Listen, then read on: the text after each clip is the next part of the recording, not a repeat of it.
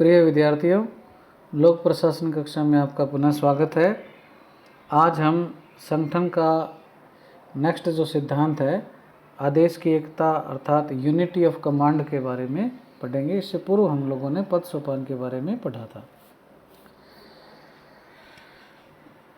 Unity of command अर्थात आदेश की एकता जो है वो प्रशासन में क्या है, सैन्य प्रशासन से आया हुआ है।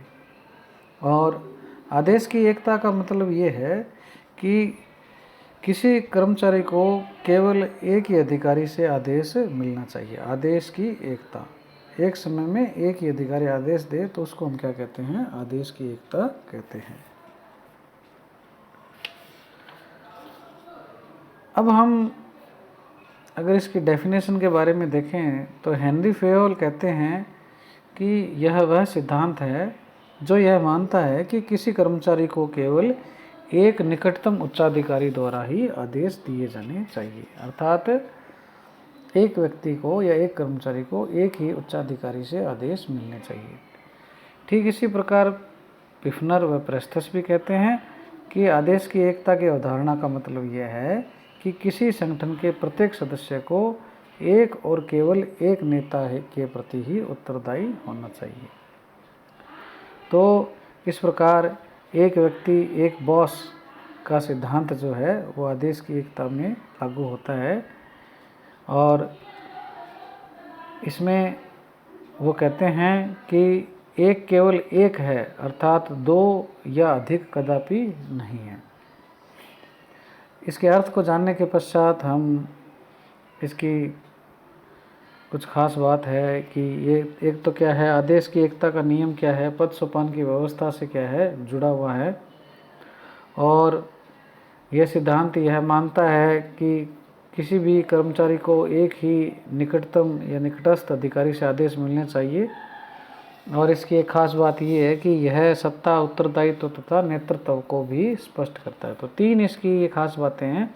एक तो पद सोपान से जुड़ा हुआ है, और आदेश जो हैं वो क्या है, निकटस्थ अधिकारी से मिलने चाहिए, और इसमें सत्ता, उत्तरदायित्व, नेतृत्व भी क्या है, स्पष्ट होते हैं।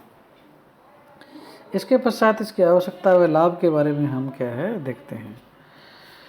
पहला इसका जो लाभ या आवश्यकता वो ये है कि इससे संगठन में सत्ता के सूत्रों के क्रम में क्या है, स्पष्टता आ जाती है। प्रत्येक कार्मिक यह जानने लग जाता है कि उसे किससे आदेश प्राप्त होंगे या किससे आदेश लेने हैं।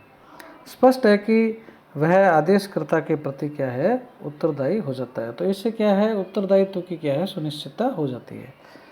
दूसरा इसमें ये है इसकी आवश्यकता या लाभ कि इससे कार्यों, आदेशों तथा नेतृत्व का क्या है, दोहराव नहीं होता, और उससे क्या होता है, अनुशासन और नियंत्रण क्या है, अच्छा बना रहता है।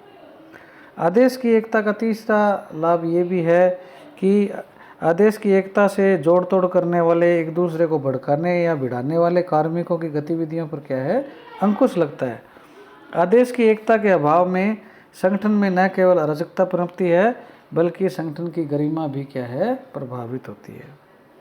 इसके पश्चात इसकी आवश्यकता व लाभ ये भी है कि संगठन में कार्यकुशलता और शीघ्रता बनाए रखने के लिए क्या है, ये सिद्धांत आवश्यक है। तो इस प्रकार से उत्तरदायित्व सुनिश्चित रहता है, अनुशासन और नियंत्रण भी रहता है आदेश की एकता से, अराजकता का अंत होता है, और कार्यकुशलता व शीघ्रता भी कार्य में आती है।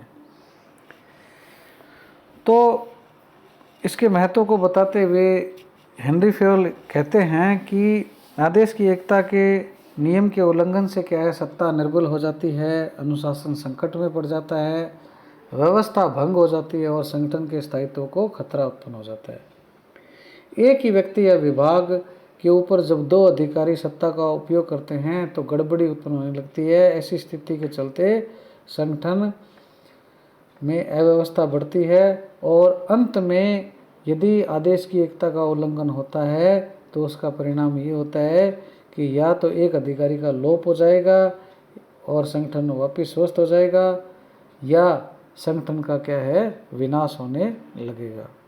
वास्तव में किसी भी संगठन की रचना दोहरे नियंत्रण के अनुकूल नहीं होती, ऐसा हेनरी फेयोल मानते हैं। अब इसके कुछ दोष भी हैं जैसे लोक प्रशासन में सदैव यह संभव नहीं है कि एक कार्मिक को एक ही अधिकारी आदेश दे। तकनीकी और जो वैज्ञानिक परियोजनाएं हैं उन क्षेत्रों में क्या होता है, एक सहायक को कई उच्च विशेषज्ञों से निर्देश प्राप्त होते हैं, आदेश प्राप्त होते हैं। अतः आदेश की एकता वहाँ रखना संभव नहीं है। तकनीकी क्षेत्रों में इसको लागू करना संभव नहीं है। विकास प्रशासन में जिला कलेक्टर को कई विभागों से निर्देश प्राप्त होते हैं। इसी प्रकार जिला स्तरीय अधिकारियों को अपने विभाग के उच्चाधिकारियों के साथ साथ जिला कलेक्टर से भी आदेश प्राप्त होते हैं। इसलिए दोहराव तथा भ्रम तो बना रहता है। तो विकास प्रशासन में क्या है, इसको लागू करना बड़ा मुश्किल है। औद्योगिक प्रतिष्ठानों में भी एक श्रमिक को कई पर्यवेक्षकों से निर्देश मिलते हैं। वैज्ञानिक प्रबंध के जनक जो हैं टेलर, FW टेलर, जिसके वैज्ञानिक प्रबंध के बारे में हम पढ़ चुके हैं, उन्होंने आदेश की एकता के सिद्धांत को क्या है, सैन्यपत्ति माना है। और उसके स्थान पर उन्होंने क्या है, कार्यात्मक निर्देशन व पर्यवेक्षण का सिद्धांत दिया है।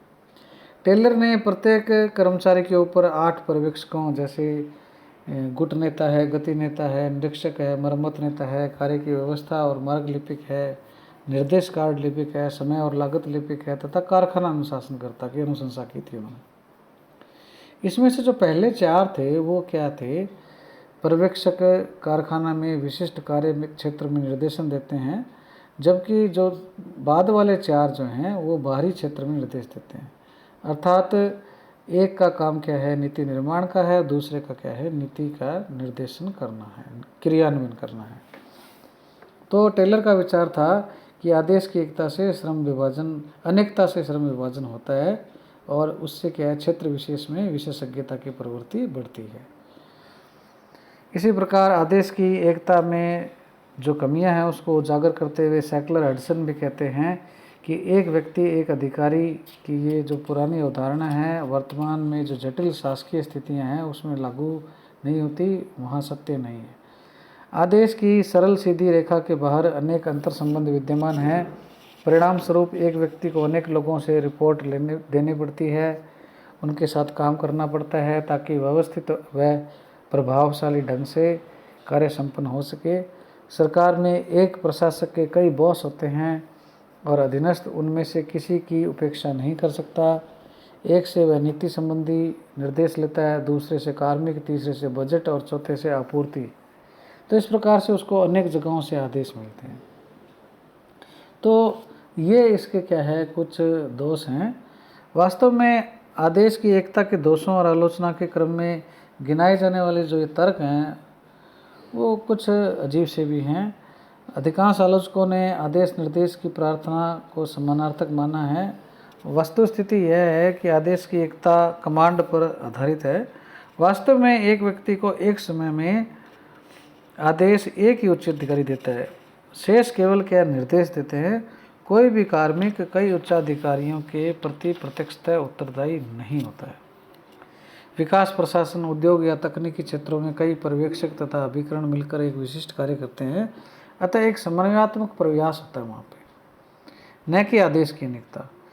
डिमॉक और डिमॉक का कहना इस मामले में सही है कि संगठन में कोई तो प्रमुख होता ही है, अतः वही आदेश की एकता निर्धारित करता है। इसी प्रकार जॉन डी मिलेट भी कहते हैं, आदेश की एकता की धारणा को इस बात के साथ तालमेल बिठाना होगा कि निगरानी और नियंत्रण का काम दोहरा है, अर्थात तकनीकी और प्रशासनिक हो सकता है। इन दोनों क्षेत्रों के लिए अलग अलग पर्यवेक्षक हो सकते हैं। एक पर्यवेक्षक कार्यकुशलता पर, दूसरा उपलब्ध मानवीय और भौतिक संसाधनों के प्रभावी ढंग का ध्यान रखता है। यहाँ यह महत्वपूर्ण है कि निगरानी का पर्यवेक्षण सहायक क्रियाएं हैं, कमांड की पर्याय नहीं है। वास्तव में आदेश की एकता का सिद्धांत दुर्भाग्यवश आलोचना का अधिक शिकार हुआ है। लूथर गोलिक अंत में यही कहते हैं कि यदि इस सिद्धांत का कठोरता से पालन किया जाए तो हो सकता है कि कुछ घातक परिणाम हो जाएं, किंतु यह परिणाम मतभ्रम, अकार्यकुशलता, अनुत्तरदायित्व की तुलना में कुछ भी नहीं है जो इस सिद्धांत के उल्लंघन करने पर पैदा होते हैं। अर्थात यदि हमें संगठन में मतिभ्रम, अकार्यकुशलता और अनुत्तरदायित्व से बचना है तो हमें क्या है, आदेश की एकता के सिद्धांत को अपनाना चाहिए, लेकिन इसकी कठोरता का जो है वो लूथर गुलिक विरोध करते हैं।